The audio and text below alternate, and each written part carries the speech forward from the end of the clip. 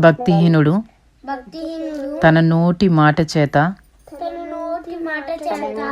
తన పొరుగువారికి నాశనము తెప్పించును. తెలివి చేత నీతిమంతులు తప్పించుకుందరు.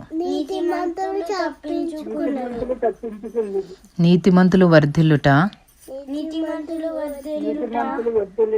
పట్టణమునకు సంతోషకరము. భక్తిహీనులు నశించినప్పుడు ఉత్సాహధ్వని పుట్టును. యథార్థవంతుల దీవెన వలన పట్టణమునకు కీర్తి కలుగును. భక్తిహీనుల మాటలు దానిని బోర్ల ద్రోయును.